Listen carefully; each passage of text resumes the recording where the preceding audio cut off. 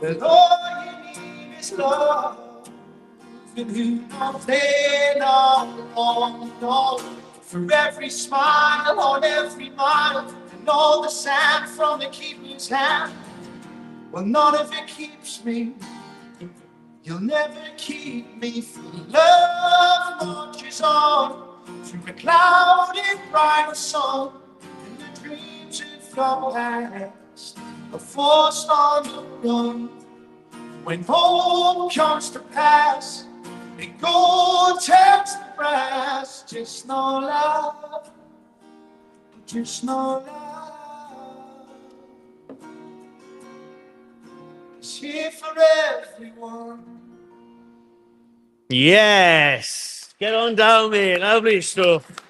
That wasn't me. For the listeners on Spotify and Google, wherever you get your podcasts, that was Mr. Andrew Cushin, who joined us on the podcast this evening. Welcome to the show, mate. Andrew Cushin, live in the building. Thank you very much for having us. Did you call me Crushing there? I did. It came out. Was it Cushin? Crusty? I thought it did. Cushin. Crusty. Got it right second time, though, didn't I? Thank you for having us, Matty. Pleasure, mate. Thanks for coming on. Thanks for that nice little private acoustic set as well. Enjoyed that. Right then, mate. How's life? Because it's been a while since I've seen you, to be honest with you. The last time I've seen you was actually before the Carabao Cup final when you did the fan zone in Newcastle. Right. Do you remember where we went after that? No.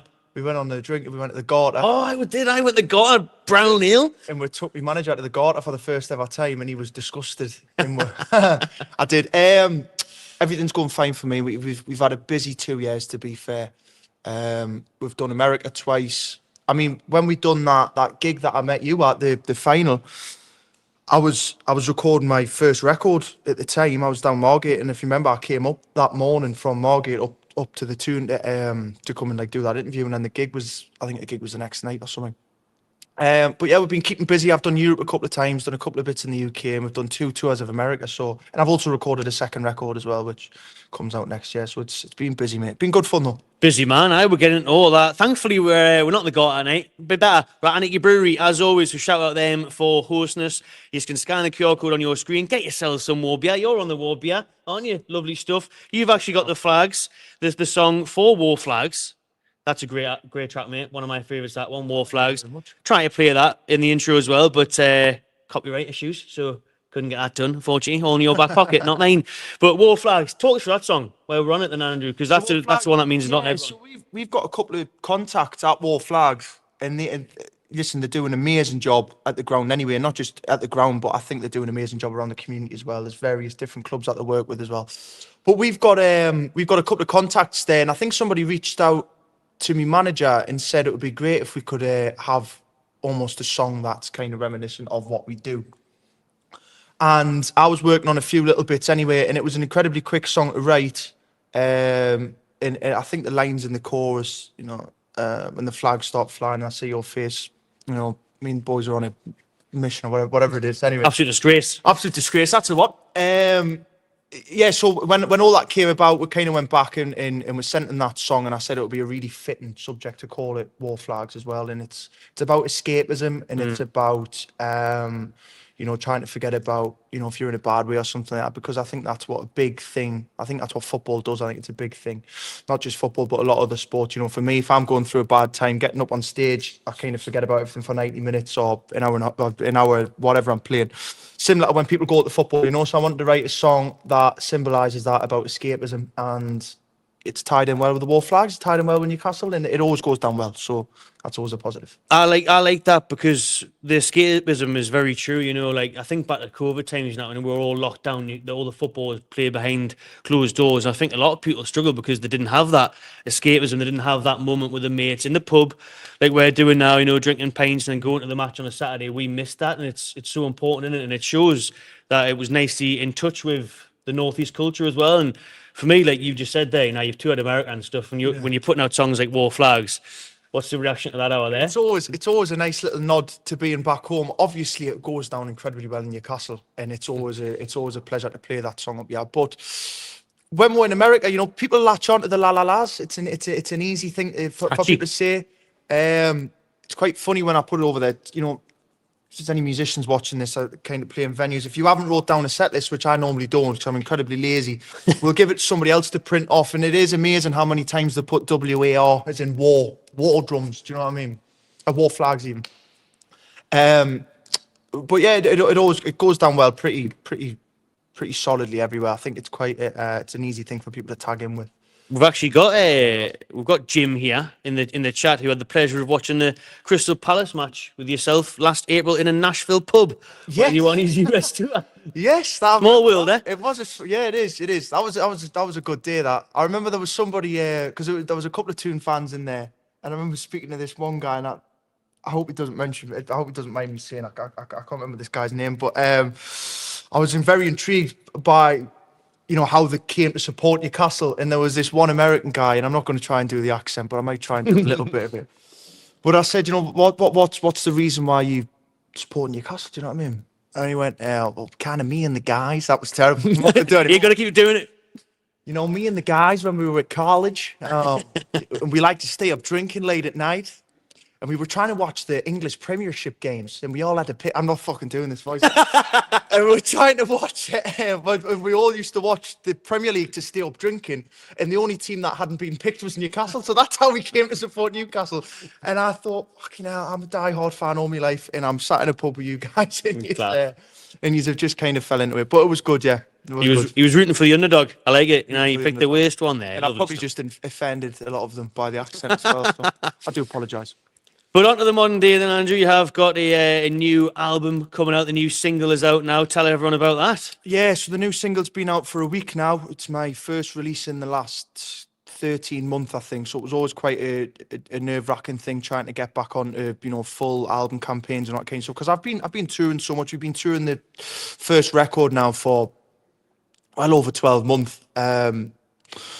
So it's been a welcome surprise, been very nerve-wracking, but the support's been incredibly overwhelming. The support for the tour, the support for the pre-orders of the album, it's all really taken me back. So I'm massively, massively grateful. It's nice to be out with another challenge of trying to promote a second record. We're approaching this one a little bit differently. You know, I want to make a conscious effort to really look after my hometown. I really want to do as much as I can in Newcastle, because that first album campaign, you know, we pushed it as much as we could, and we done little live shows in Newcastle that helped promote it, and then we went on a big tour.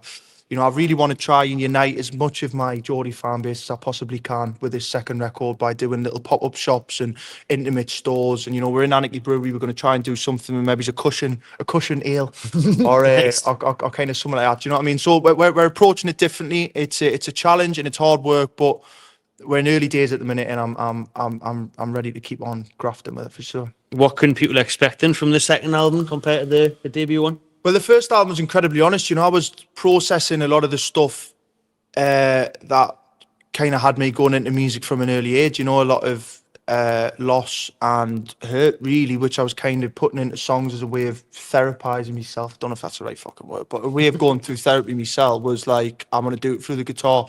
I've kind of got all that off my chest now, so I haven't got anything else that I really want to cure my soul with. So everything that I've been writing for the second record, it was stuff that fell out of the sky, man. I was trying to write really relatable things that everybody can feel. There's a lot of talk of love on this record. You know, everybody falls in love and falls out of love, and it's been held together by individual people that I love, and you know, people part of my family, part of my team, and all of the songs come from that place. But because they're not dour and depressing, we've been able to make them incredibly upbeat. So it's quite an indie record. Centered around loving lyrics, I suppose. Nice. Is what you would say.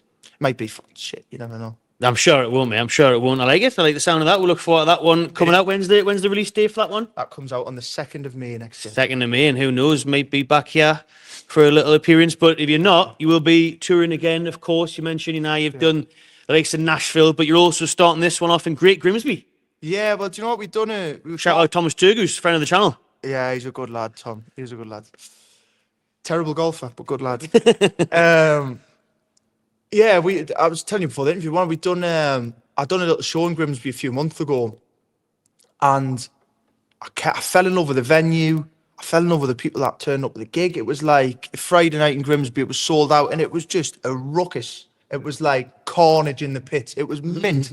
So when we were putting this tour together, somebody in my team put it to me, would you like to go back? You gave it really good feedback. And I was like, absolutely. Do you know what I mean? I think it's a cool place to start. It's a nice intimate little venue. The tickets are flying for it, and yeah, I'm sure I think it's a weekend show as well. So it's quite an obvious choice of where to start. And I think we go up to Leeds after that. I love a bit of Grimsby, like not just because they're playing black and white, but it's a real town, that, in it. It's a real place, proper English heritage Grimsby. I'm telling you, big fan of it. Had some good weekends there.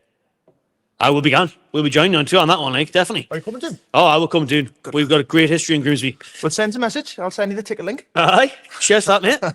No discount, anything? No? All right, great. Great for that. Turgoose, if you're watching, see you there, mate. And apart from Newcastle, because you will be playing the Toon again, is there any city in particular that you're really looking forward to playing in amongst the tour in 2025? Let's have a little think of where we're playing. I think there's a couple of I'm looking forward to going back to Nottingham. We always go down pretty well in Nottingham. London, the venue in London, is a place called Dingwalls, which is in Camden. If anybody's been there before, they'll know it's got loads of history, that place. People like Jake Bugg started in there, and Arctic Monkeys have played there, and Wow. people like sort of Noel Gallagher and Paul Weller have played there over the years as well. So I'm really looking forward to playing in that place. First time I've ever been there. We're finishing the tour in Newcastle, which is the Robbie Williams Festival. But before that, the last official headline show is in Manchester as well, so that's going to be a good one. But I'm kind of looking forward to them all. You know, we're playing down the south coast again. We're doing like Brighton and Bristol, and we're doing them on a weekend, which is something that I've never done before. I've played in Brighton, in Southampton, and Portsmouth many times, but I've never been able to do them places on a weekend. So I'm looking forward to seeing if the atmosphere is any different. You know, normally when we go down to those places, we try and save, your Manchesters, or your Liverpools, or wherever, for more of a weekend show. And then the downside of that is you have to go down to these south places through the week, Tuesday, Wednesday night. So I'm looking forward to playing Brighton on a Saturday. I've never been on Brighton on a Saturday, so yeah, I'm looking forward to getting in a semi-drunken state. Semi-drunken, there you are. Not a full one, not a full send. Yeah. What about the overall then, like, because you've done some huge tours now, you've been with some huge stars now, Louis and Noel and that, so what stood out for you? What's been the best experience so far on the journey you're on? Do you know what, mate? Like, meeting people, meeting the fans, being able to do this kind of stuff. I'm in such a fortunate position. I never take any of this for granted. I've been able to be full-time in music since I was 18 years of age, and it's been one dream after the other. And, there's different things that stick out. Getting that phone call off Noel Gallagher when I was 18 to tell us to come down to London to potentially sign a record deal was something that I'll never forget. How did that come about?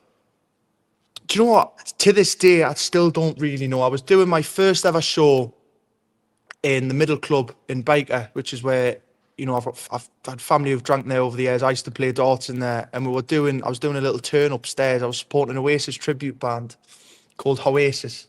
They're still going, aren't they? They're still going. They're good lads. They're good lads. Big love to Jordan. He's a nice kid.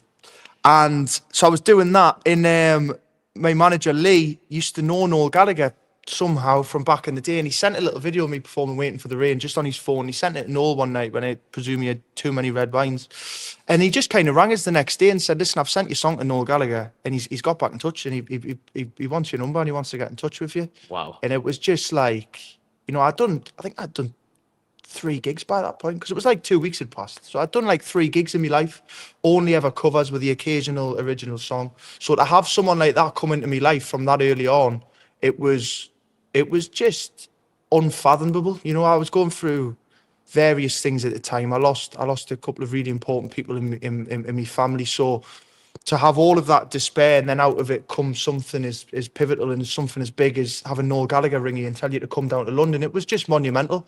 And then added to that, going over to America for the first time at 22, 23 years of age with Louis Tomlinson, and being able to play Hollywood Bowl in the Greek amphitheatre. It's like every day I feel like I'm living a dream. Do you know what I mean? It's a thing that I haven't really got the words. I'm not articulate enough to put it into words, but it is a special thing. And it's through people getting involved with the music. It's through people loving it. So I'll be forever grateful to those people. I've went on a bit of a ramble there, but that's what I want to hear. It's an important thing. Without the people that tune into my music and without the people that support it, I'd be in a totally different place. So unbelievable, that, mate. Nice one. 18 years. Pre-order the album. Keep it going. Doesn't want to have to work a normal job ever again. Did you actually ever work a job then or not? I've done a few little bthink when I left school. I've done a little bit of tarmacking. I was dreadful at that.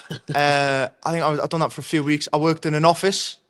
I've done plenty of dodgy office jobs before. I think that was kind of it, man. Like, I've done a little bit of work with my dad and stuff when I was younger. I used to go in like on the sites on the weekend stuff, but never like full-time apprenticeships or anything like that. It was, you know, I went back to college and then started doing a couple of gigs, and then all these people got involved, and I kind of snowballed into music and into this full-time career, and it's magic. Unbelievable. It's only when I do shit like this that I actually realised, well, what's that? Do you know what I mean? It's a mad realisation for sure.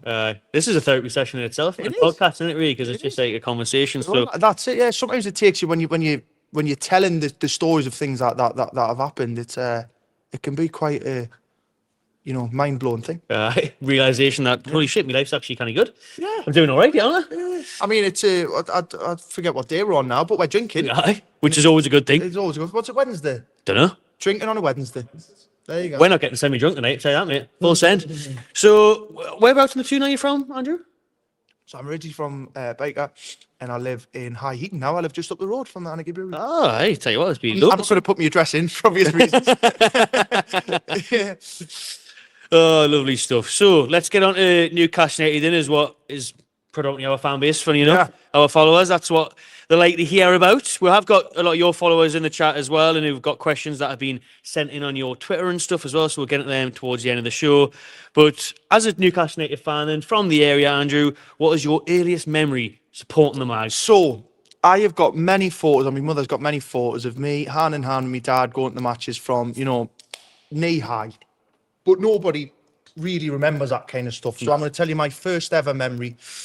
So it was, I can't tell you the year, I can't remember the year, but it was Newcastle against Stoke at home, and Michael Owen scored 2 in the first half, and we ended up drawing that game 2s each. I reckon that's 2007 or 2008. 2007, 2008, Aye. that probably makes sense. And I remember it because I fell in love with Shea Given on that day, because I remember he held a really high, he probably caught out actually, to be truthfully honest, by the finish. But he held a really high line in that game, and from then I decided that I wanted to become a goalkeeper, and he became my favourite player. And because of that, it was that was my first ever memory. Yeah. I can't remember who scored for Stoke, but I remember they scored in one of the last minutes, and it was I remember that instant, devastating heartache. Got used to that real quick, didn't you? Got used to, do you know what I mean? Like, set you up for life, that. First game, but it was the typical Newcastle thing, 2-0 up at half time. And I remember like turning on to my dad, and I was like, is it always like this? That is classes. Can I come again next week? And then full time goes, and you're like almost crying on the way home. Do you know what I mean? You feel like you've just been winded.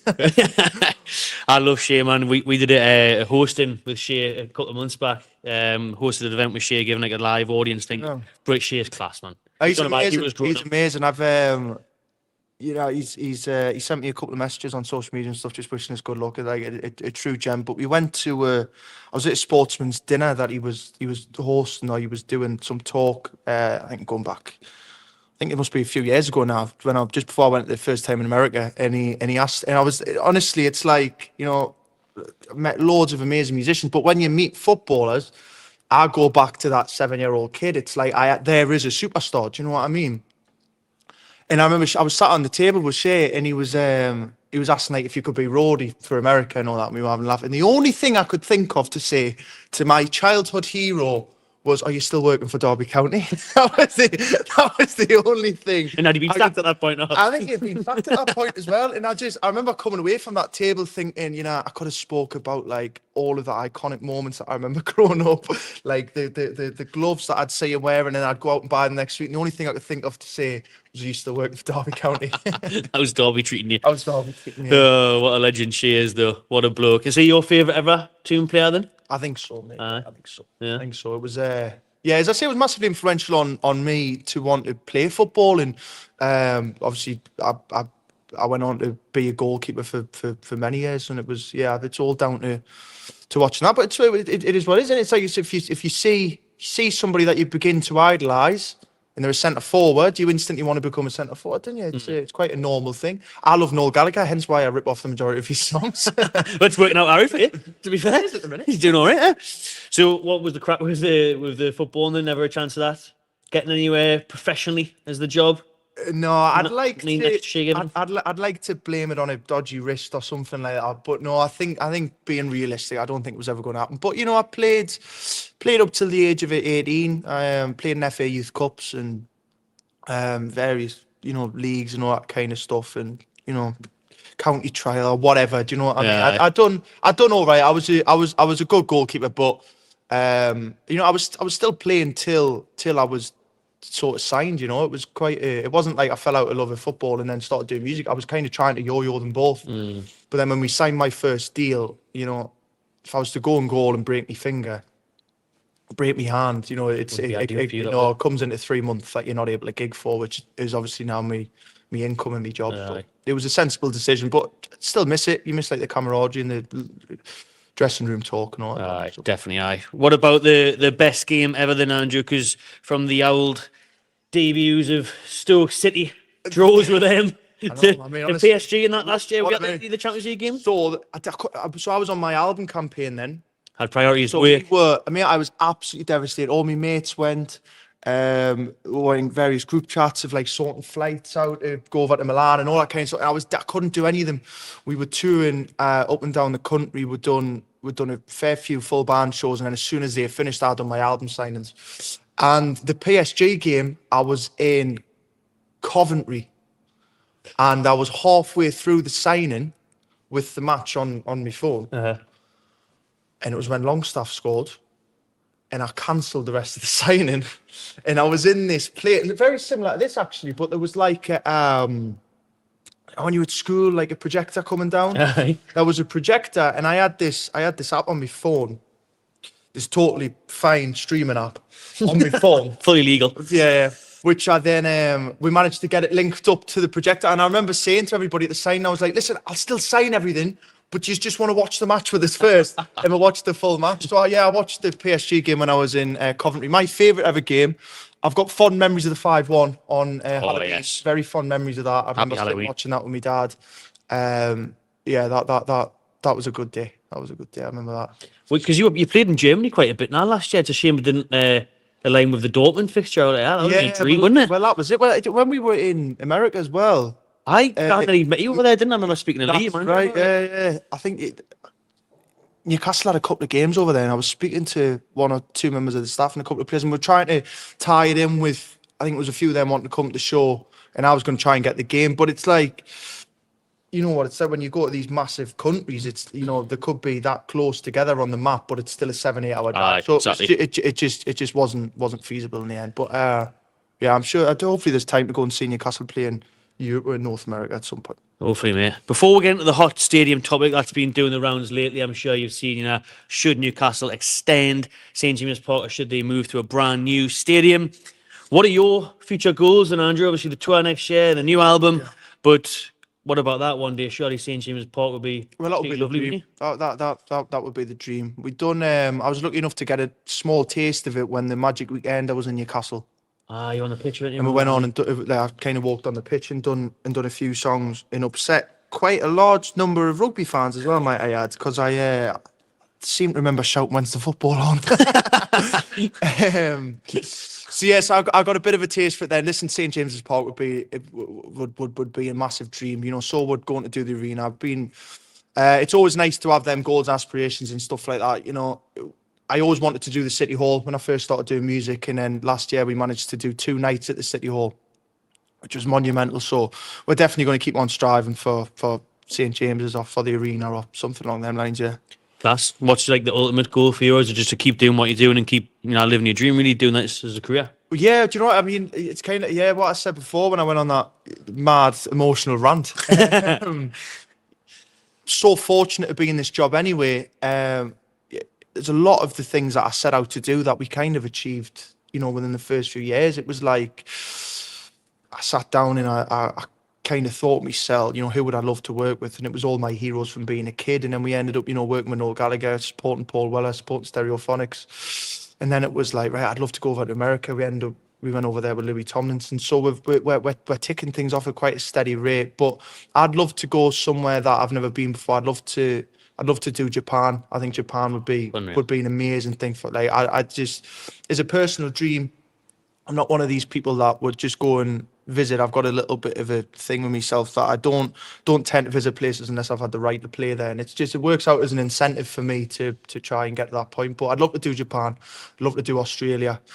And yeah, obviously St James's Park, or a big Newcastle arena show would also be a dream, yeah. Getting there, mate, getting there. What about Newcastle? What about that arena? Would you stay at St James's Park if you had the choice, or would you build a new stadium? It's a funny one, isn't it? Because it's now so difficult to get tickets. Aye, that it's, that's, in my opinion, the only benefit.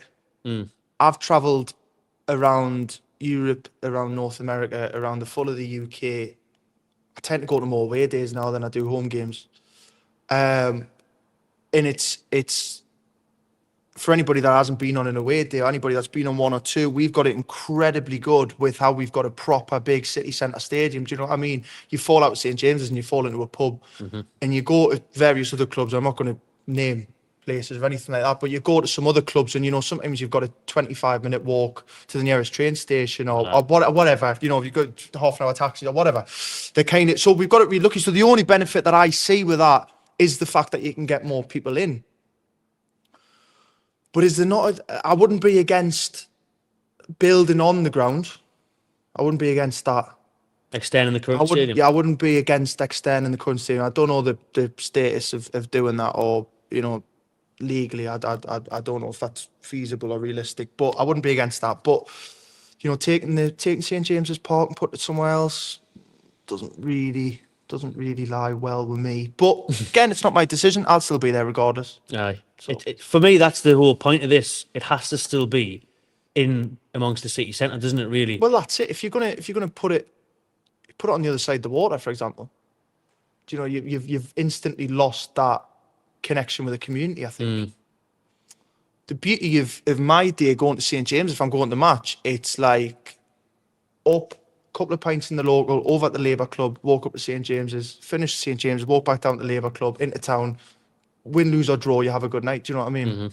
You move St James's out of that spot and I don't know, something would feel different. It might feel fine in 5-10 years, but yeah, it wouldn't sit well with me. I think the only benefit would be that you can get more people in, which is obviously an issue at the minute, because even people like, I know people that have been on the ballots all season and haven't made it to a game yet, so. That's the thing. Pros and cons to it, isn't it? Well, that's the shame there, innit? Because if the the demand is there, then they've got to increase the supply, man. Because then that in results us making more money, which means we can buy better players and we can hopefully win things. You know what I mean? So that's where it lies. I think a lot of us have that, even though it's Stoke City. The first game feel. The history behind it, the emotion attached to it. But if you've got a new stadium, you get 80,000 Geordies in. Yeah. And you can make more money and we can compete and stuff. That's probably the way it's going to have to go. I totally agree with that. I totally agree with that. You've seen City do it when they left Main Road. You've seen Arsenal do it when they left Highbury. They arguably got worse. Haven't won anything since. But I was trying to get them back for your little rant with them the other week. That's a rivalry that's still going, that, mate. That's still going. But yeah, you are right. If we want to really push on and try and win some, we do need to get more people in the stadium. Of course we do. On a selfish, personal point of view, I love the ground where it is. That's my own personal. If you can get it at Leisure Park or somewhere like that, it's fine. If you can still stay in there, because you didn't want the city centre to suffer either. Well, the bars, the economy. But you mentioned like sort of economy and stuff there. It's a massive tourist attraction, man. It brings a lot of money to like the council. If you're driving through the town or you go into town, Christmas shopping's probably, there'll be loads of people now. But next time you're walking around St James's Park, have a little look through the week.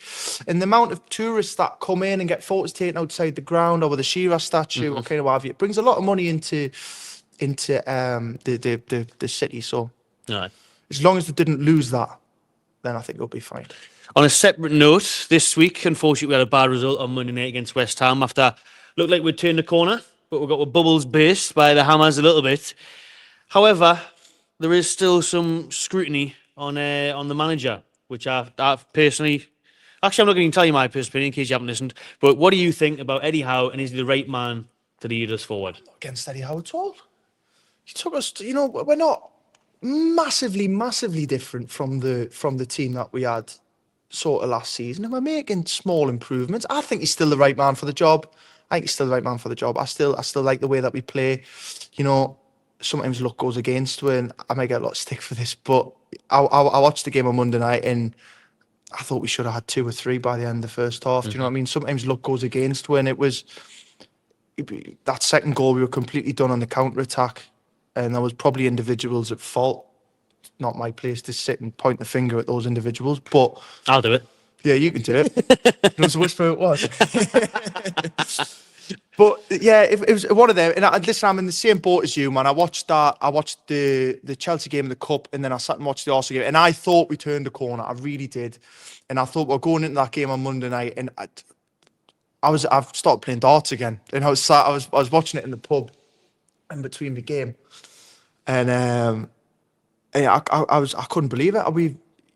I seen Isak score the first goal and then be ruled offside, and then by the time I walked up to the other pub that we were playing, we were 1-0 down, and we just kind of never recovered. But there was chances that we should have put away 100%. It was 100%.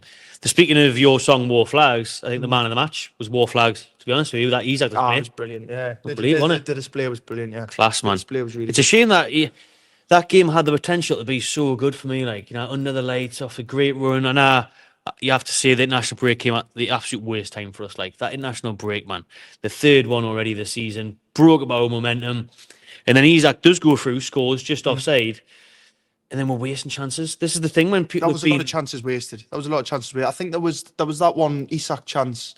Gordon had one and Al saved. Gordon had one, but there was one where it was like I can't remember where it was, but it was like he went in 1-on-1 with the keeper. And he's just missed the post. So you'll probably remember the one. That'll be a highlight out there somewhere. Lewis Hall.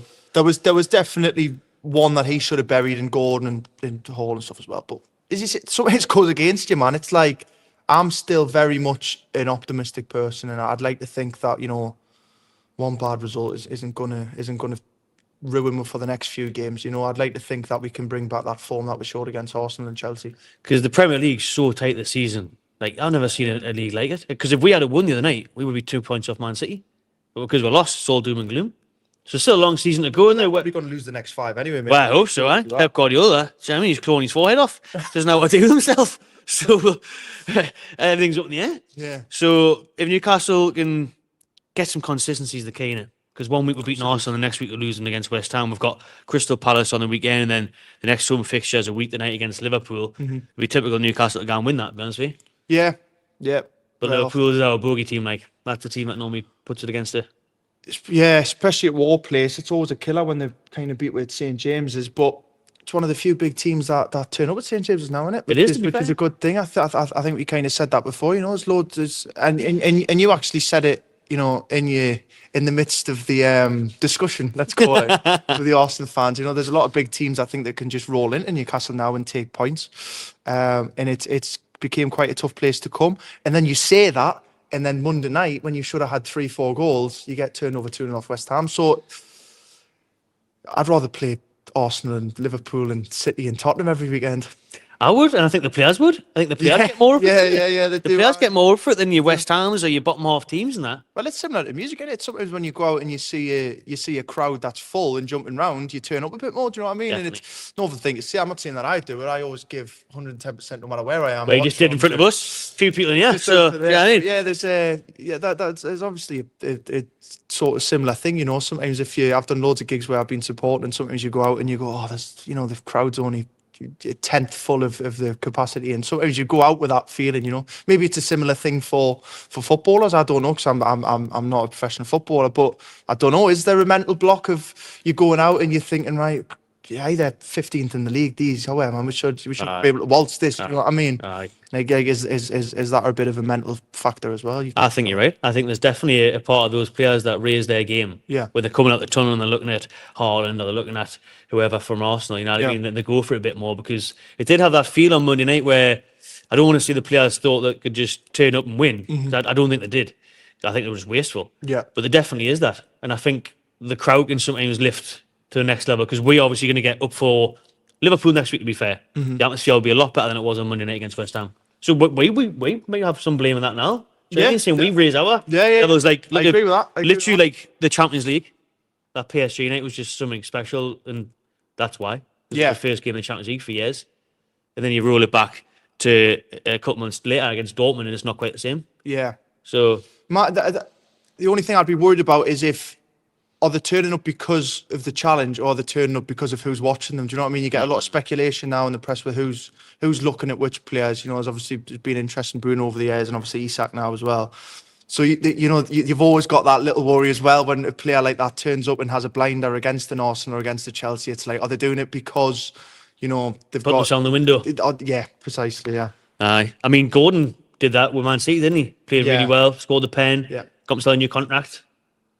Looks like he knew what he was doing there, because a lot of people have been asking, what's the crack with Anthony Gordon? What's happened to him? What form There's been a lot of people asking me that. right now? What do you think about Anthony Gordon's form?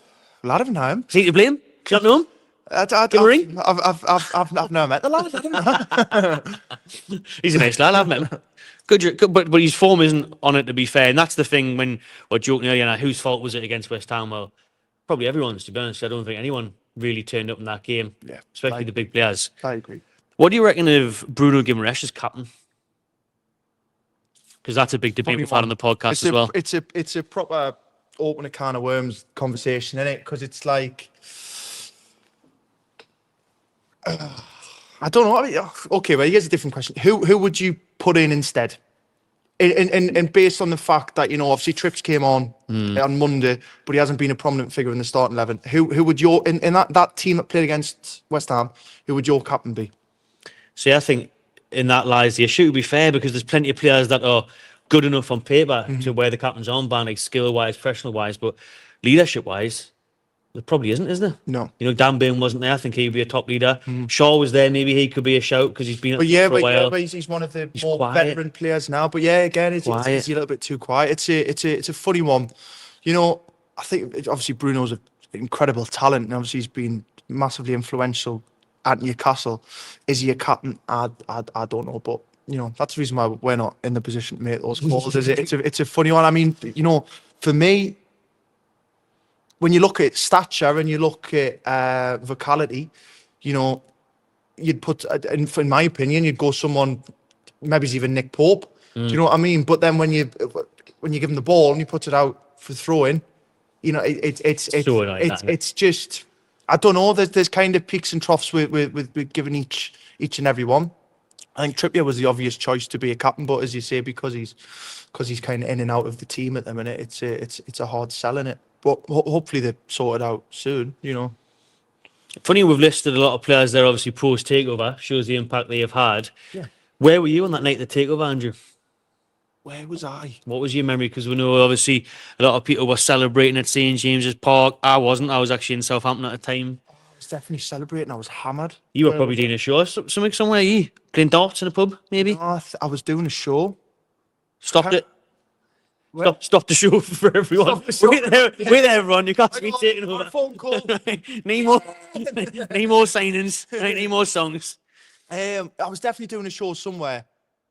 Where was I? I can't remember off the top of my head, but I was definitely playing a show.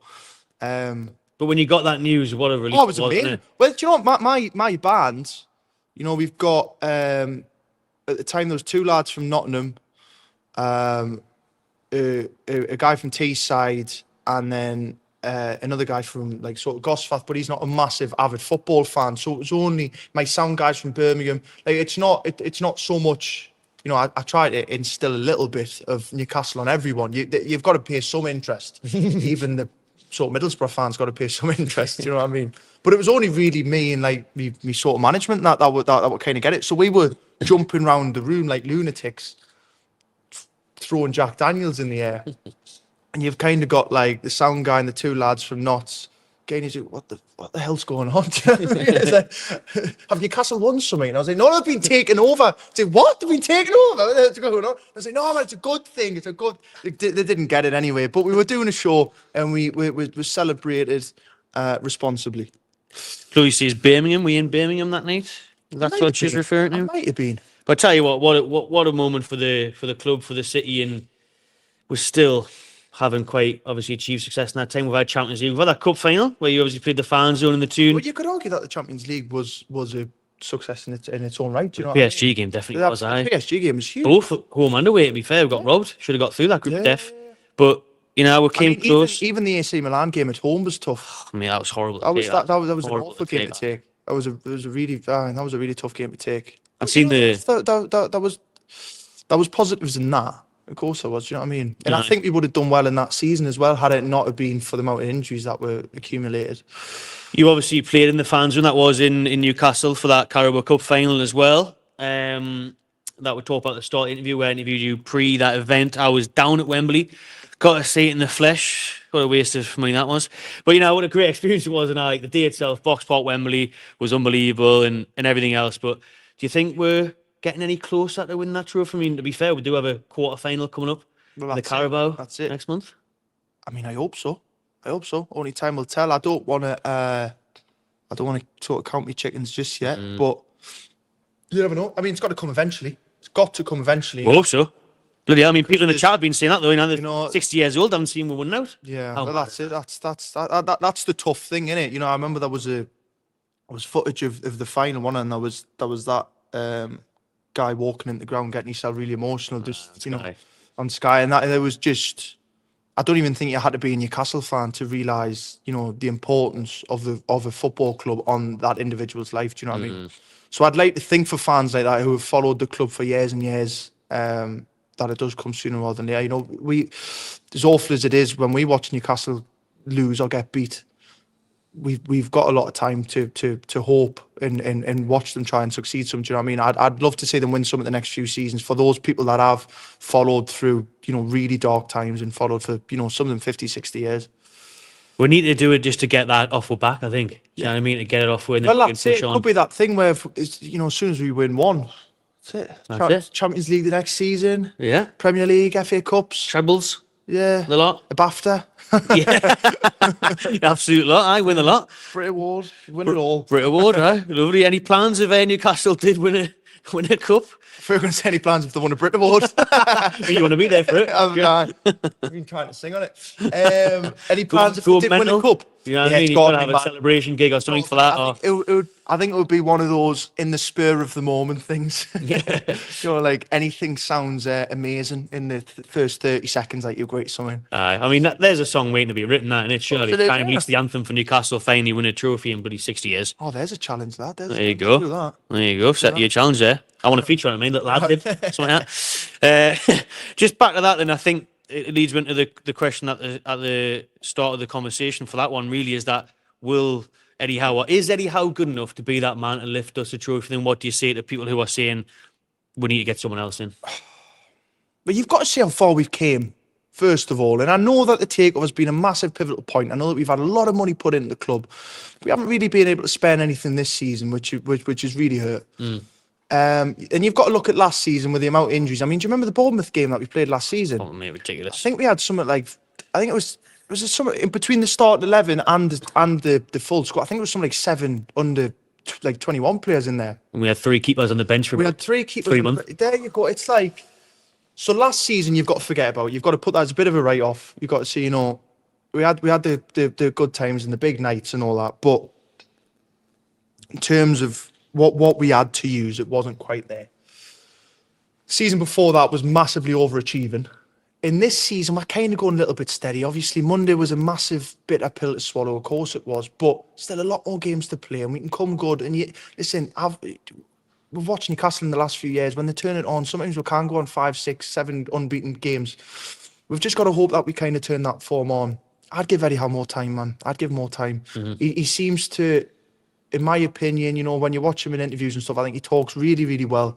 You can see that he's massively determined to win a cup or to bring success to Newcastle. So, you know, Newcastle have always prided themselves, or the fans have always fell in love with the players that want to be there, that want to play. I think you've got to show that same attitude towards the manager. Do you know what I mean? There's some of the most fan favourite players from Newcastle were the ones that would get up and just wanted to be playing football. Do you know what I mean? Same as the most famous artists in the world are the ones that the reward is being on stage playing the music. The reward for some of the most popular Newcastle players was the playing football. Eddie Howe wants to beat Newcastle. He wants to win. He wants to bring success, and I can hear it in his voice. So I think we've got to give him the same sort of spiel, and I think we've got to. I think we've got to give him time. He's got to be given time because he's got the credit in the bank, man, hasn't he? We've just listed off what's happened in the last couple of years. Yeah. Cup finals and Champions League games and that. Do you know what I mean? From where we were, he deserves the time to turn it around. He deserves a couple of decent transfer windows, to be fair, because we haven't signed anyone really in the last couple. Well, that's it. Have we? Do you know what I mean? January's coming up. Anyone in particular comes to mind for you, or a position that we should look to strengthen? Where would I bring? I'd bring in another centre forward, obviously, because I know Callum Wilson and stuff came on the other day, but you worry how long that's going to last. Is there another injury around the corner? Has Isak's head been turned? There's another big question. You hear a lot of speculation about that. I'd like to think that it hasn't. I hope that it hasn't. So for me, I'd want to push to get another centre forward. And again, we were just talking before about, is Bruno the right man for a captain? Is it Meby's right to be looking for somebody who is a leader, like a natural leader? You look at how influential someone like Rodri is in that Man City team. The second he's came out, it's like taking the foundations out your house. Do you know what I mean? It's never going to stay standing. So, probably a big centre forward in Meby's someone who can really lead. But that's if Bruno doesn't come good. There's still plenty of time. He's only been captain for. How many games have we played? 15 or something? Aye. So it's not. And he is young as well, Bruno, I suppose. But I do like the idea of getting a leader in. Like I do like the idea of that because obviously Newcastle was someone like, and it doesn't have to be someone as talented, of course not. But could you imagine Newcastle was someone who's influential and as loud as a Rodri, for example?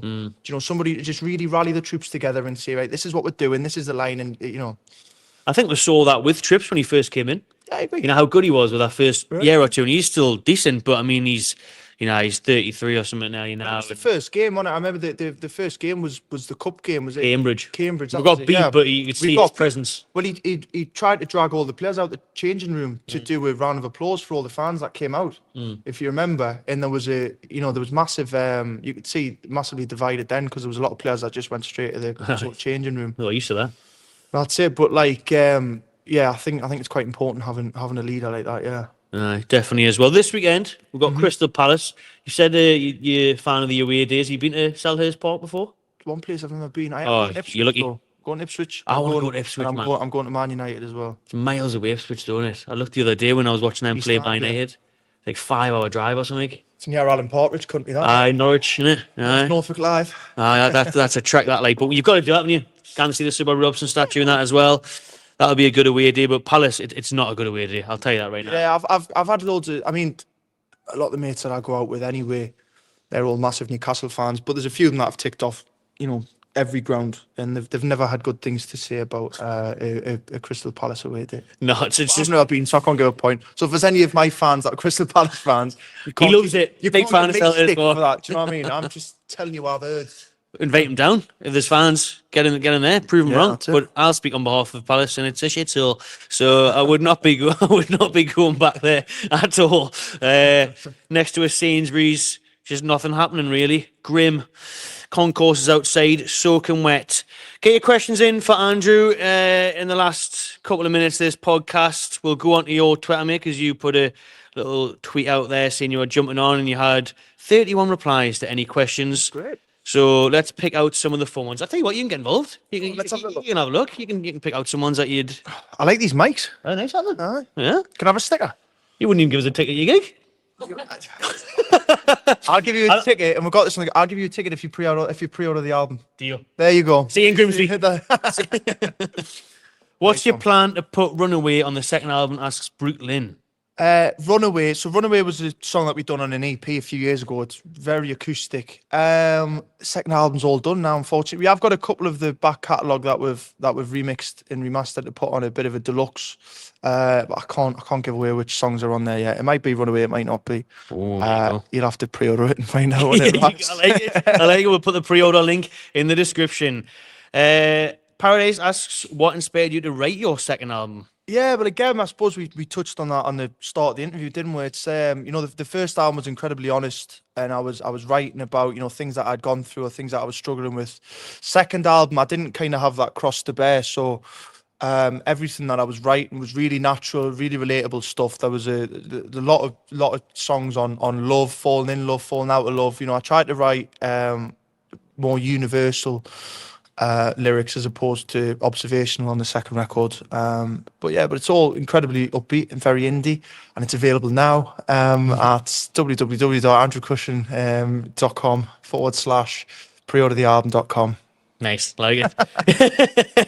Do you want to pick out any questions here, It Andrew? works if you put in the two .coms. I'll let you pick them out of your followers. Let's have a little look. What's your go-to karaoke song at Cozy Joe's? Ooh, Oh, great question. do you know what? I haven't sang at Cozy Joe's. I'm going to hold this like this. Actually. I like it. Hey, used to it. See, It's like Freddie Mercury, that, isn't it? I love it. Do you know what? I haven't sang in Cozy Joe's for years, man. What did I used to sing a lot? I used to do Stand By Me, but by Oasis. I used to do that quite a lot. What else? Oh, I've got it. I used to do Sam Cooke. Do you know, I was born by the river. I don't know. What's the song called again? Man? Peanut. It's, I mean, I should know it. It's my karaoke song. A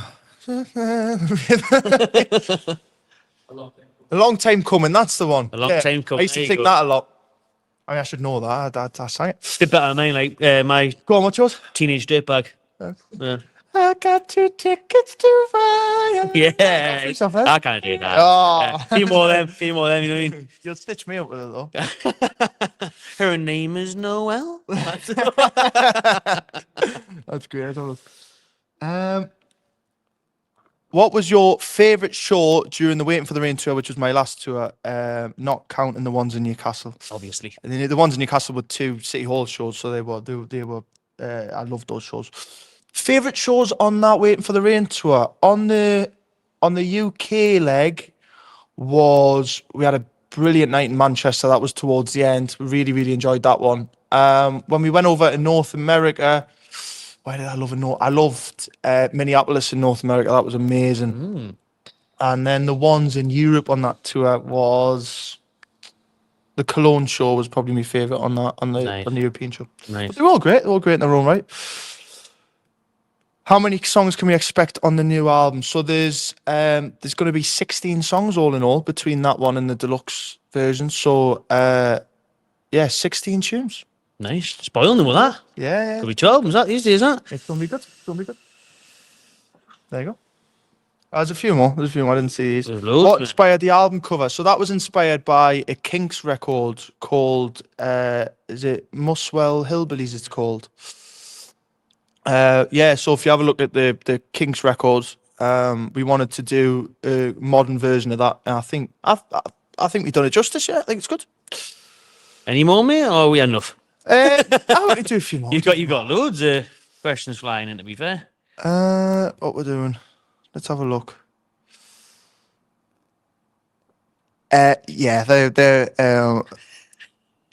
what city would you never play again? Oh no, you can't put me there. Can't put them there. Can't put me there. No, I'd play everywhere. To be fair, do you know what? I don't mind the places that I play as long as the crowd are in there. As long as the crowd are enjoying themselves, that's the main thing. I think when you're a musician, probably similar to being a footballer as well, you know, you're always playing on grass. Do you know what I mean? It doesn't matter where you are in the world, it's always the same thing. And it doesn't matter how big or small my dressing room is, how big or small the crowd is. If everybody wants to be there, then I'm always wanting to perform. Love it. That's all I like to hear. Couple on the chat here.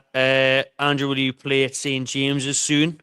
That'd be nice, wouldn't it? I'd love to. That was that's a dream. I've realised I've played a little game of get the badge in with myself for the full interview. You've done a Paul Mitchell. I've there, only just realised that. I've been sat here like this for the full interview. Let's swap arms. Class. I bet you were buzzing. Someone saying there when the Oasis reunion got announced. You might be one of the only that can actually sort of take it out. Yeah, I was pleased. Yeah, we've where there's a will, there's a way. Exactly. Yeah. I've got to talk to you finally then about that festival that's in the Toon next year. Yeah. Robbie Williams is coming here. That's going to be something else. That's going to be a class. It's going to be amazing. Listen, it's I'm pleased that they're putting festivals back on at the exhibition park. You know, it's been a fair few years since they've done the last ones. It was the This Is Tomorrow festival that they'd done there, and then obviously that was stopped So I'm pleased that they're going to be doing something there because it's a big space and it deserves to have, you know, some big acts. And again, it's great for the city, it's great for the community, it's great for fans of music, that they can come to Newcastle. There'll be a lot of Geordies obviously there, but I imagine there'll be a lot of people that are travelling up for it as well. And I'm fortunate enough to be doing the Robbie Williams Day, so it was nice of Robbie to stick me on the bill. I think the Kaiser Chiefs and stuff are on there as well. So class. it's going to be a good day, and I think that's a few days after my last headline show on the tour. And what day is that? The last The last date is Manchester. That's where we're finishing. And the festival's in June, is it, or July? That festival? It's the day after, June the 4th. Oh, 2 days for my birthday. I'll have to get amongst that with Robbie. So I'm really looking forward to that. I've never seen Robbie live, but I was, I'm incredibly grateful that he's put me on the show. Obviously, hugely influential character, and I think tickets are flying as well. So if you want to come along and see me and Kaiser Chiefs and Robbie Williams and plenty other amazing artists on as well. So I think tickets are on sale now actually. So yeah, good stuff. Right, Andrew, anything else you want to touch on? Let them know where they can get the album and the tour tickets and everything before we go. Yeah, thank you very much for having us. Pleasure, first of mate. all, Thanks for joining. been a massive fan of the channel. Cheers, mate. Appreciate it, man. It's nice to have you. It's nice to be on. But yeah, my tour's on sale now. The UK leg of it. You can get tickets off my website. My second record, Love Is For Everyone's available to pre-order now, and I've just released my latest single, also called Love Is For Everyone, that came out last Wednesday. So yeah, they're all available. As quick as a Google. There you go. Get involved. Get involved. Get on Google and get involved. Cheers, mate. Been a pleasure. you. Thanks very much. Cheers, lads. See you later.